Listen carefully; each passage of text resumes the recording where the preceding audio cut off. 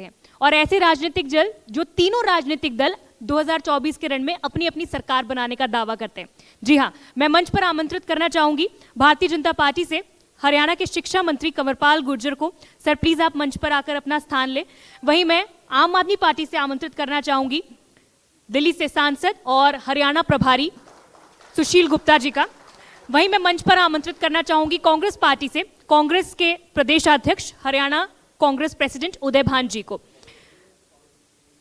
तो तीन ऐसे राजनीतिक दल, बहुत ही दिलचस्प होने वाला पैनल, और इस पैनल को होस्ट करने के लिए मैं बुलाना चाहूंगी स्टेज पर अपने इनपुट एडिटर राज वर्मा जी को। बहुत बहुत स्वागत है आप सभी का इंडिया न्यूज हरियाणा के मंच कार्यक्रम में। बिल्कुल, शिक्षा की भी बात होगी और राजनीति पर भी चर्चा होगी, और जिस तरह के अभी राजनीतिक समीकरण और माहौल बना हुआ है उसके ऊपर भी सवाल जवाब किए जाएंगे। आपका बहुत बहुत स्वागत है आप सभी मेहमानों का। सबसे पहले चलिए सर शिक्षा पर ही बात कर लेते हैं, क्योंकि आपका फेवरेट टॉपिक है और शिक्षा मंत्री हैं आप। दावा जो चलता है दोनों तरफ से, हरियाणा और दिल्ली के बीच शिक्षा को लेकर, केजरीवाल सरकार कहती है कि दिल्ली की जो शिक्षा का स्तर है, जो मॉडल है, वो सबसे बेस्ट है। वहीं आपकी तरफ से भी दावा है कि हरियाणा की जो शिक्षा का स्तर है वो दिल्ली से ज्यादा बेहतर है। तो इस बेहतरी का जो पैमाना है दोनों तरफ से, वो किस तरह से आंकते हैं? देखिए, अभी तक जितने भी सर्वे हुए केंद्र सर्कार के या किसी भी एजेंसी के, अभी तक किसी सर्वे ने भी दिल्ली की जो एजुकेशन पॉलिसी है उसको सर्वश्रेष्ठ माना नहीं है। अगर आप ऊपर से 10 लोगों में भी देखोगे स्टेटों में, तो मेरे ध्यान नहीं आता कि 10 स्टेटों में भी कहीं दिल्ली का नाम आया हो। पंजाब का नाम नंबर 1 पे आया, जब कांग्रेस की सरकार थी तब भी नंबर 1 पे थी पंजाब, लेकिन मेरे ध्यान नहीं है कि दिल्ली का कहीं नंबर स्टार्टिंग के कुछ लोगों में आया हो। तो सर हरियाणा का नंबर कहाँ आते हैं उस लिस्ट? देखिए, मैं ये तो नहीं कह रहा कि हरियाणा देश में सबसे आगे है, मैं ये नहीं कहता, लेकिन जब कोरोना काल रहा तब भी हम चौथे 5वें नंबर पे रहे। हमने ऑनलाइन एजुकेशन तो दी, वो हमारी अच्छी रही है। और जहां तक हमारा प्रयास जो है, मैं ये नहीं कह रहा कि हम नंबर 1 हैं, लेकिन हम देश में जो 4-5 स्टेट अच्छी एजुकेशन दे रहे उसमें से हम एक हैं। और हमने जिस प्रकार का प्रयास किया, चाहे हमने सुपर 100 का प्रयास किया, हमने जो सरकारी स्कूल हैं उनमें जिन बच्चों के 80% नंबर थे, हमने उन लोगों का टेस्ट लिया, उसके बाद उनको कोचिंग दी, उसके बाद दोबारा टेस्ट लिया, और हमने 100 बच्चों को छांटा, और 100 बच्चों में से पहली बार हमारे 26 बच्चे IIT में गए, दूसरी बार हमारे 29 बच्चे IIT में गए, और 26 बच्चे हमारे MBBS में गए। अब की बार हमारे 41 बच्चे IIT में गए, और उसके बाद हमारे अब हमने सुपर 600 शुरू किया। हम 400 बच्चों को सीधा सीधा कोचिंग दे रहे हैं, 200 बच्चों को हम ऑनलाइन कोचिंग दे रहे हैं, और मैं दावे के साथ कहता हूं कि अच्छे रिजल्ट आएंगे। इसके साथ ही हमने एक बुनियाद कार्यक्रम शुरू कराया। जो 9th क्लास का बच्चा है, हमने उसके लिए भी मतलब 1 सप्ताह में 2 पीरियड हमने रखे कि हम उसको ऑनलाइन कोचिंग देंगे। तो हम दावे के साथ कह सकते हैं हम अच्छा रिजल्ट देंगे। और उसके साथ ही फिर हमने इन्हीं बच्चों का रिजल्ट देखने के बाद हमने निर्णय लिया कि ऐसा नहीं है कि सरकारी स्कूल में जो बच्चे हैं उनको इतना ज्ञान नहीं है, वो भी काबिल हैं, तो लेकिन उनके पास संसाधनों की कमी है। और माननीय मुख्यमंत्री जी ने बोलते कहा कि भाई इनके अभिभावक जो हैं उनके पास साधन नहीं है, पर मेरे पास साधन है, मैं भी तो अभिभावक हूं। हमने 5.5 लाख से ज्यादा बच्चों को टैब दिया, और आज उसके परिणाम मैं समझता हूं कि ठीक है, आने वाले टाइम में आप उसके परिणाम देखेंगे कि अच्छे परिणाम आएंगे उसके। सुशील गुप्ता जी, कंवरपाल जी ने तो साफ गोही से इस बात को भी कबूला है कि हम नंबर 1 का दावा नहीं कर रहे हैं, लेकिन बेस्ट शिक्षा जरूर दे रहे हैं। लेकिन आप लोग तो हमेशा यही दावा करते हैं कि नहीं, शिक्षा का स्तर जो है दिल्ली में ही है और नंबर 1 है। वही सवाल कि वो पैमाना क्या है सर? कंवरपाल जी के साथ साथ मैं चाहता था कि विप्लव देव भी यहाँ बैठते और इनके प्रदेशाध्यक्ष भी यहाँ बैठते। थोड़ी सी भारत सरकार के जो सांख्यिकी मंत्रालय है उसका जो national survey sample of India का ऑफिस है, उसकी कुछ जानकारी मैं इनको देता, ताकि हरियाणा की वास्तविक स्थिति इनके सामने आए। कोई बात नहीं, कंवरपाल जी हैं, वो पहुंचा देंगे आपकी जानकारी। मैं बताता हूं, पूरे देश में हरियाणा बेरोजगारी में नंबर 1 है। यह भारत सरकार का सांख्यिकी मंत्रालय बोल रहा है, मैं नहीं बोल रहा हूं। मैं आपको डॉक्यूमेंट दूंगा, डॉक्यूमेंट के साथ दूंगा। सामाजिक सुरक्षा में देश में सबसे पीछे है, नीचे से नंबर 1 है। हरियाणा के अंदर 33.4% युवक ना पढ़ रहे हैं ना रोजगार कर रहे हैं। अभी इनके प्रदेश अध्यक्ष पूछ रहे थे कि हम आवाज दे दे के पूछते हैं गैस है या नहीं है। ये भारत सरकार का सर्वे है, हरियाणा के गांव में 41% महिलाएं चूल्हे पे खाना बनाते हैं कि रसोई गैस महंगी हो गई है और रसोई गैस वो खरीद नहीं सकते, सिलेंडर पास में रहता है पड़ा हुआ, परंतु वो चूल्हे पे खाना बनाती है। आंख खराब हो रही है, कोई दिक्कत नहीं है इनको। खट्टर सरकार ने 3.5 साल में केवल 13,000 नौकरियां दी हैं। कितना बेरोजगारी आप लगा सकते हो। अभी पानीपत के अंदर एक चपड़ासी के लिए इंटरव्यू था, उसमें MBA और इंजीनियरिंग पढ़े हुए लोग लाइन में खड़े हुए थे, PhD भी, कि चपड़ासी की नौकरी दे दो, बाकी तो तुम बाहर वालों को देते हो, हरियाणा वालों को नहीं देते। मैं इसके साथ साथ और बता रहा हूं, 30 बार खट्टर साहब के राज में पेपर लीक हुआ है हरियाणा पब्लिक सर्विस कमीशन का, और बच्चे आत्महत्या करने के लिए, मैं डॉक्यूमेंट दूंगा साहब, डॉक्यूमेंट दूंगा। और स्कूल की बात करी, ये उदय भांजी बैठे, इनके समय में 500 सरकारी स्कूल बंद हुए थे और जनाब के समय में 190 सरकारी स्कूल बंद हुए हैं।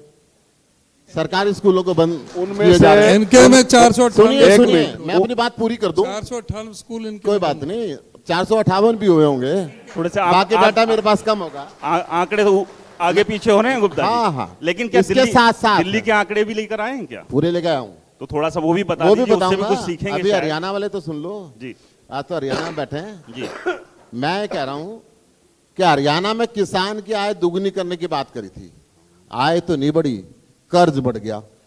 मैं कर्ज का आंकड़ा भी आपको दे देता हूं। पूरी लिस्ट 2017 में सुशील जी 9,652 करोड़ रुपए का कर्ज था, 2022 में बढ़ के 10,400 करोड़ रुपए का कर्ज हो गया।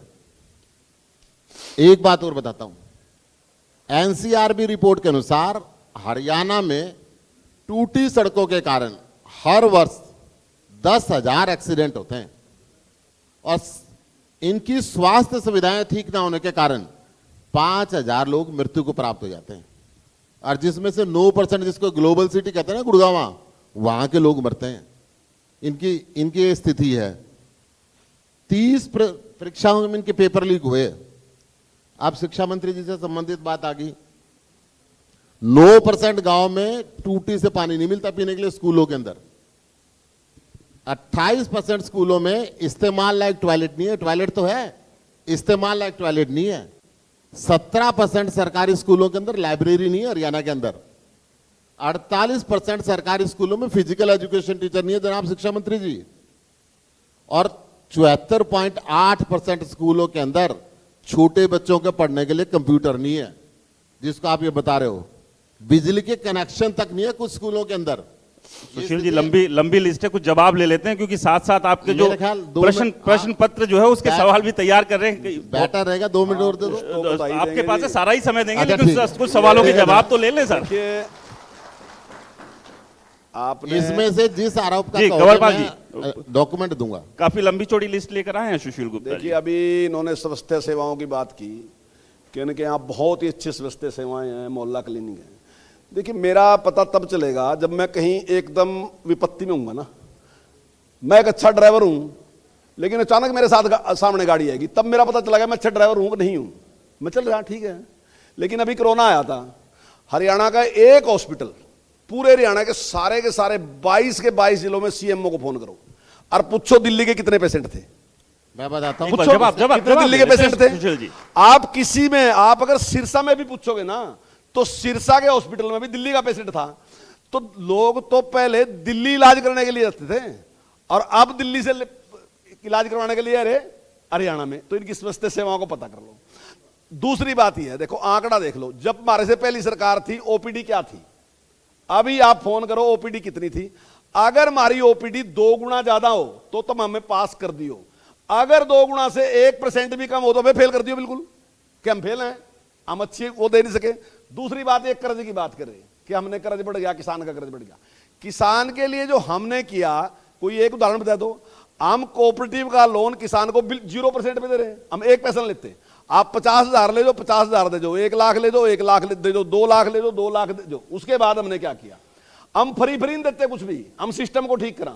हमने किसान से कहा कि आपने 10 साल पहले हमारे से लोन लिया था और आप हमारे से 50,000 का लोन लेके गए थे, आज आप वही 50,000 का लोन मार से वापस कर दो, सिर्फ मूलधन वापस कर दो, कोई भी आई नहीं आपसे लेने के। हमने 1100 करोड़ रुपए किसान के माफ कर दिए, इनसे पूछ लो नहीं कितने पैसे माफ करे, हमने माफ कर दिए।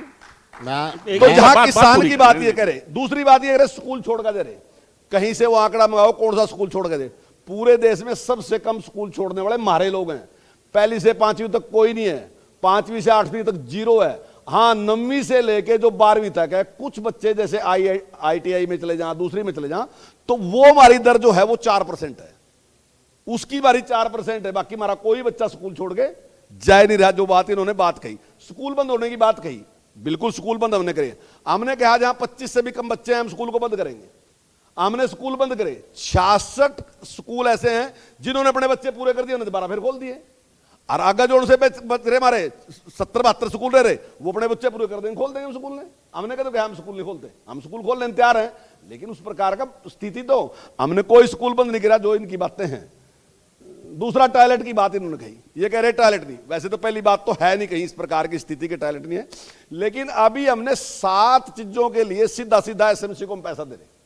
हमने कहा कि हर स्कूल में 7 चीजें जरूरी हैं। स्कूल का रास्ता जरूरी है, स्कूल की 4 दीवारी जरूरी है, स्कूल का में शौचालय बढ़िया होना जरूरी है, स्कूल में पीने के पानी की व्यवस्था जरूरी है, स्कूल के ग्राउंड की लेवलिंग जरूरी है, स्कूल में ड्यूल डेस्क जरूरी है, स्कूल की ब्यूटिफिकेशन जरूरी है।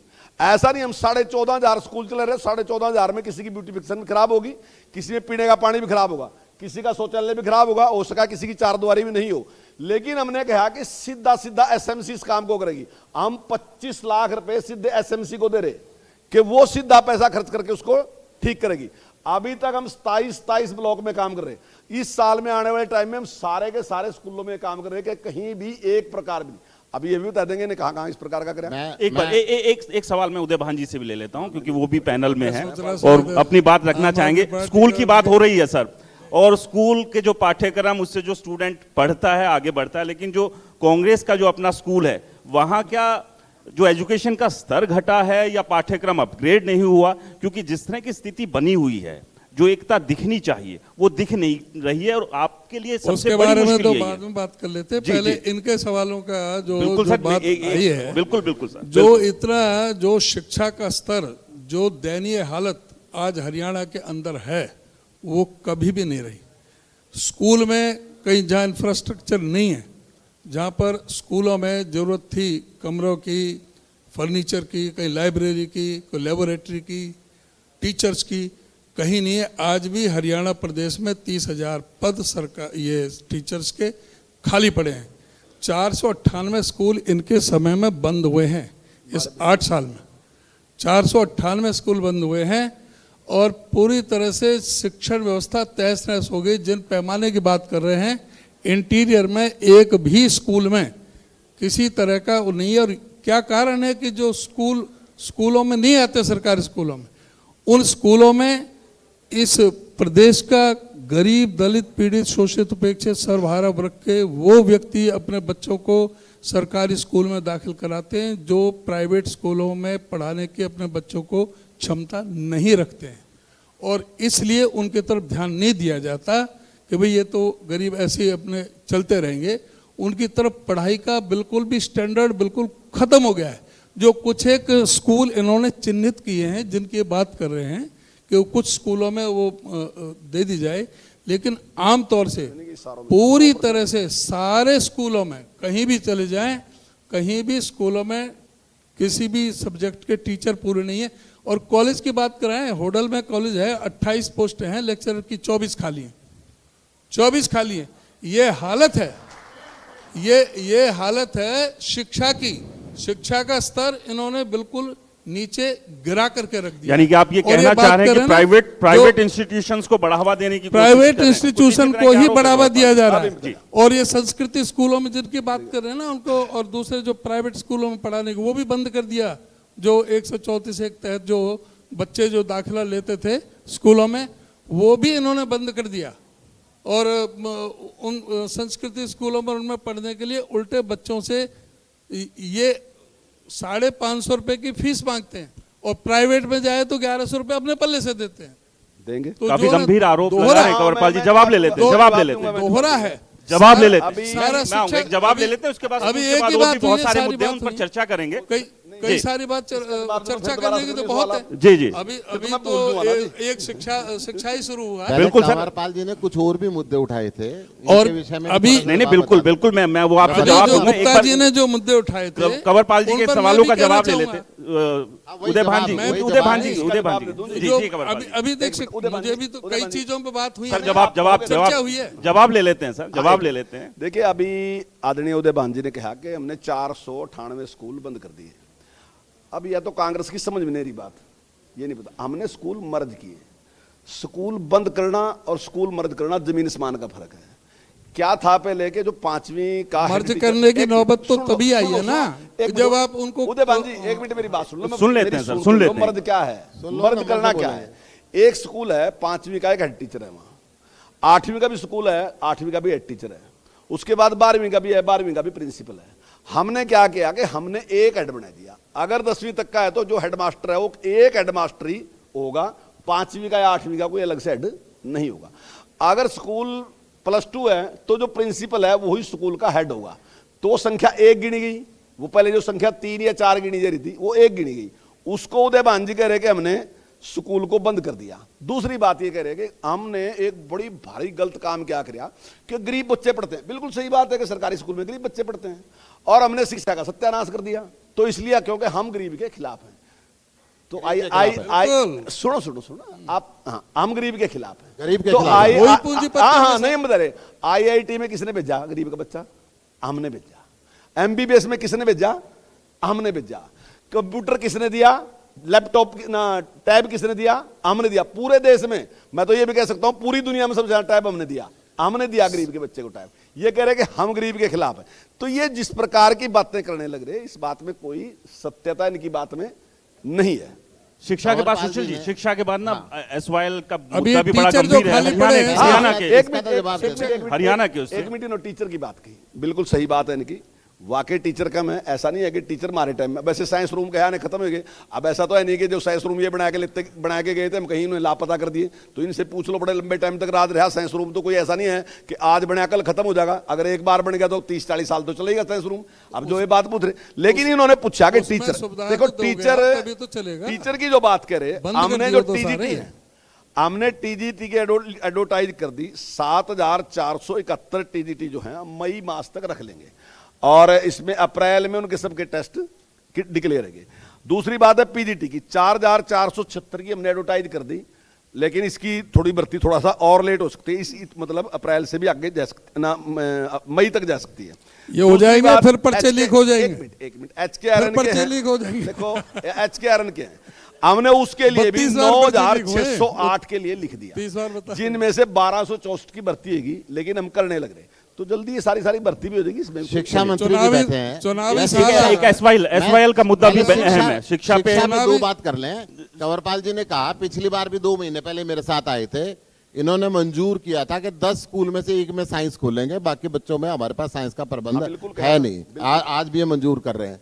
नहीं, इन्होंने इसके- कहा इसके था मेरे कि से पूछ लियो एक बार। हाँ पूछ फिर लेंगे। करता हूं मैं। आपने कहा था कि डेस्क की कमी है, हम अप्रैल तक खरीद लेंगे। डेस्क है नहीं, टाट पे बच्चे बैठ रहे हैं, आपने एग्री किया था। मैं आपके एग्री करे हुए बातें बता रहा हूं आपको मैं एक बात और बताना चाहूंगा। हरियाणा के अंदर 2010-11 में 17.3% एजुकेशन पे खर्च होता था बजट का, और आप लगातार घटाते गए। 14-15 में 16.9 रह गया, 16-17 में 13.7 रह गया, 17-18 में 13.4 रह गया, 18-19 में 13.2 रह गया, और अब आगे जाते जाते 2022-23 में आपने 14% खर्च किया है। मतलब आप दिल्ली सरकार 27% खर्चती है और आप हर साल ये बजट घटाते गए। कोई कारण तो होगा ना, शिक्षा पे आप नहीं चाहते। फिर मैं आपको बता रहा हूं कि 2022 में 10वीं क्लास में आपके 87,000 बच्चे फेल हुए थे और 35,501 बच्चों की कंपार्टमेंट आई थी। ये आपके रिजल्ट के हालात हैं। कुल 64.59% बच्चे पास हुए थे। सरकारी स्कूलों में 59% हुए थे, प्राइवेट स्कूलों में 79% हुए थे। तो 59% आपके बच्चे पास होते हैं। ये पोजीशन आपके सरकारी स्कूलों की है। 28% टीचरों के पद खाली है आज के तारीख में। शिक्षा मंत्री जी, आपको पता होना चाहिए इन बच्चों के देश के भविष्य का क्या होगा। जो भविष्य बिना टीचर्स के वहां पर बैठता है, उसके भविष्य का क्या होगा। फिर आपने ड्रॉप आउट रेशियो की बात करी। पहले मैं आपका इनरोलमेंट, ग्रोस इनरोलमेंट रेशियो की बात बता दूं। हरियाणा के अंदर 83.35% है ग्रोस इनरोलमेंट रेशो, और दिल्ली के अंदर 116% है। 16% ज्यादा होती है। फिर आपने ड्रॉप आउट की बात करी, ड्रॉप आउट आप क्या 19.89% है ड्रॉप आउट रेशो। मैं दिखाता हूँ कहीं भी मैं आपको दिखा रहा हूँ, मैं आपको डॉक्यूमेंट दिखाऊंगा, कहाँ से लिख लिया, मैं डॉक्यूमेंट दिखाऊंगा। आप कुछ भी और लिख के बैठ दिल्ली के जाएंगे, अंदर हम बोलते रहेंगे, 1.97% है। आपको एक बात बता दूं, 43% बच्चे आपके यहाँ 5वीं क्लास के अंग्रेजी की अपनी किताब नहीं पढ़ पाते। आंसर दूर की बात है, किताब नहीं पढ़ पाते अंग्रेजी की। आप जिस मर्जी स्कूल के अंदर चलो, 43% बच्चे गवर्नमेंट स्कूलों के अंदर अंग्रेजी की किताब नहीं पढ़ पाते। शिक्षा का स्तर इतना आपने खराब कर दिया है। लिटरेसी रेट जो हरियाणा का है 65.47% है। और मुख्यमंत्री जी का जो अपना स्कूल था ना, आप कह रहे स्कूल सुधार दिए। 1 मिनट पहले आपने मंजूर किया था कि हमारी 4 दीवारी नहीं है, हमारे यहाँ डेस्क नहीं है, हमारे यहाँ टॉयलेट नहीं है, हमारे यहाँ पानी नहीं है।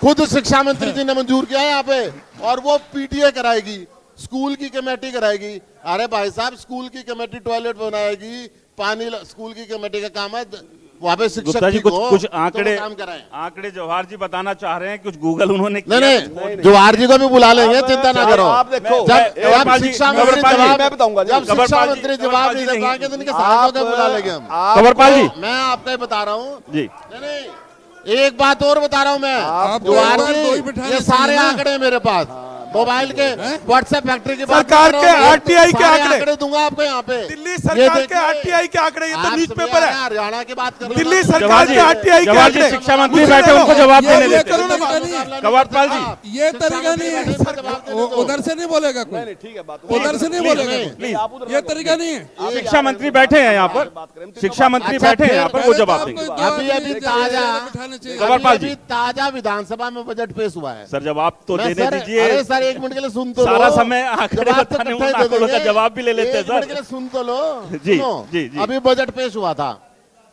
और मुझे खेद के साथ कहना पड़ता है कि जो प्राथमिक शिक्षा का इन्होंने खर्च किया 39%, प्रस्तावित जो 50 करोड़ रुपए था उसमें से 39.62% खर्च किया, बाकी लैप्स हो गया।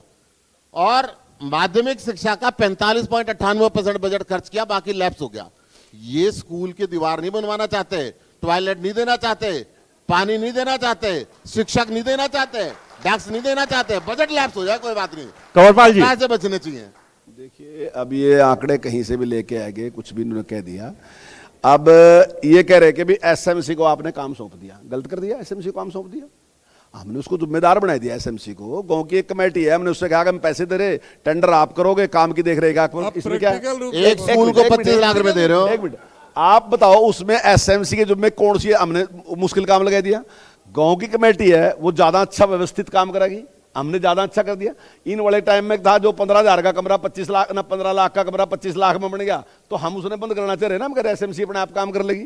तो ये दूसरी बात ये करें कि ड्यूल टैक्स है ही नहीं, हमने ये नहीं कहा ड्यूल टैक्स है नहीं, मैंने नहीं कहा ड्यूल टैक्स, आपने कहा कम है। मैंने ये कहा कि कम है आधे स्कूलों मैंने में कहा नहीं, मैंने आधे भी नहीं कहा, अच्छा, चलो। मैंने ये कहा कि 100% में ड्यूल टैक्स होना चाहिए, और उसके लिए हम राशि रिलीज कर रहे।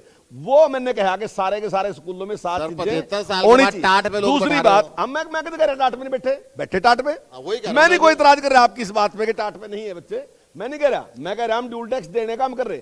लेकिन आप जितनी बड़ी बड़ी बातें कर रहे हैं, मुझे किसी 10वें नंबर पे तो बता दो आप दिल्ली कहाँ है? आप दिल्ली में बहुत बड़ी एजुकेशन है, हरियाणा कोई दो राय नहीं। का- कोई मुझे सर्वे में तो दिखाओ, कौन सा सर्वे है जो उनसे आप सर्वे बहुत मुझे बोल रहे लगता है हैं। ये हरियाणा- ऐसा कोई मैं सर्वे बताऊं? मुझे भी तो दिखा दो। मैं मुझे बताता हूं। लगता है मुझे हरियाणा सर्वे दिखाओ। सारे सुनिए, हिंदुस्तान में जिसमें सबसे अमेरिका अमेरिका नंबर का पर दिल्ली हो। राष्ट्रपति आता है, वो कहता है शिक्षा के क्षेत्र में दिल्ली अरविंद हरियाणा केजरीवाल सबसे के नीचे स्कूल पहुंच देख जाती लें। है।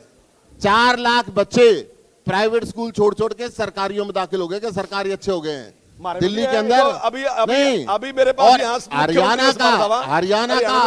हरियाणा का हर माँ बाप चाहता है कि मेरे बच्चों को दिल्ली के स्कूल और कॉलेज में दाखिला मिल जाए। उसने अरविंद बुलाया केजरीवाल ले आओ, के कौन सा स्कूलों हो, के जो अंदर। कह रहा। सारे हाथ खड़े करके बता दो, बेचारे कि नहीं चाह रहे। नहीं, ये तो ताड़ियां बजाने वास्ते बुलाई देखिए, रखे अच्छा आप। चलिए चलिए शिक्षा पे चलिए शिक्षा के आंकड़ों पर आप लोगों के वो तमाम तो पता ही जवाब चल जा। सवाल और जवाब को हमने सुन लिए। 1, 2, 3 कुछ बार कुछ में और पता सवाल चला। भी है, कुछ अभी और ये सवाल भी है, माना- उन पे भी चर्चा कर लेते हैं। SYL का मुद्दा बहुत बेहद गंभीर है, उसको लेकर आम आदमी पार्टी का स्टैंड क्या है? पंजाब में पार्टी कुछ कहती है, हरियाणा में कुछ कहती है।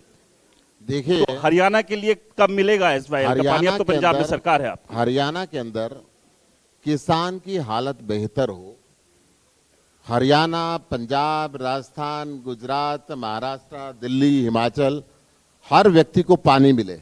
पानी बुनियादी अधिकार है। अरविंद केजरीवाल जी हिसार के अंदर आए थे, उन्होंने ये कहा था कि पानी का बंटवारा करना प्रधानमंत्री जी का काम है। दो राज्य आपस में मूक दर्शक बन के लड़ाई करते रहे, केंद्र बैठा रहे, ये राज्यों के अधिकार क्षेत्र नहीं है।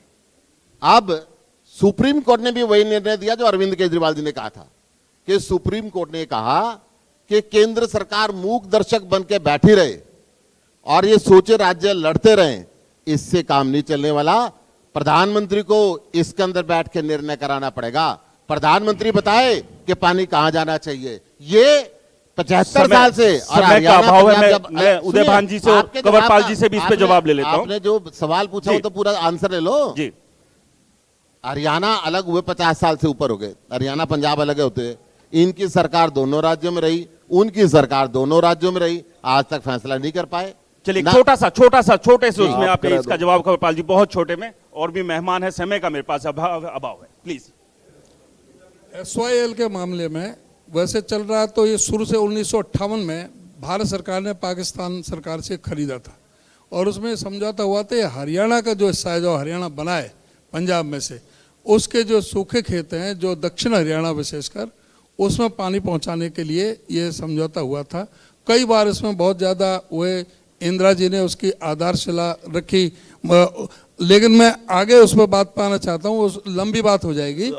हुड्डा साहब ने उसको राष्ट्रपति रेफरेंस के जरिए सुप्रीम कोर्ट को भेजा था और सुप्रीम कोर्ट ने 2016 में फैसला हरियाणा के पक्ष में दिया था और उसमें कुल कहा मिला था- के कहानी सुनो, है कि राजनीतिक लड़ाई तुरंत- झगड़े में जो है आम आदमी का अभी नुकसान मैं हो रहा है। आप सुनने को तैयार है नहीं, आप इधर ही समय का जो आप एक भी बात कोई मौका नहीं दे रहे किसी बात को कहने के लिए। अच्छा, आप जो किसान- 2016 का जो जी, जी। फैसला हुआ वो इम्प्लीमेंट कराने का जिम्मेदारी केंद्र सरकार की थी। जब दो भाइयों में, दो प्रदेशों में जब झगड़ा है तो उसका फैसला कौन करेगा? अगर पहले तो केंद्र सरकार, अगर केंद्र सरकार से भी नहीं होता है तो सुप्रीम कोर्ट से बड़ी कोई हमारे अदालत नहीं है। सुप्रीम कोर्ट ने जब ये कहा कि ये SYL तुरंत उसकी पूरी की जाए तो 2016 में जब सुप्रीम कोर्ट के आदेश की पालना करवाने की जिम्मेदारी किनकी थी, और अब दोबारा से फिर दोबारा से आ गया कि भाई सुप्रीम कोर्ट ने फिर दीपेन जी भी दे हमारे दिया। बीच पहुंच गए। माफी के साथ चाहूंगा, सेकंड। सर, समय का अभाव है और मेहमान भी, और उसके चलिए। बाद मुख्यमंत्री भी मंच पर होंगे। बहुत बहुत शुक्रिया धन्यवाद। सर। तो बेहद शुक्रिया आप लोगों का, और आपने देखा बेहद सार्थक जो चर्चा इस सेशन में, कई ऐसे महत्वपूर्ण विषय जिसको लेकर के आपने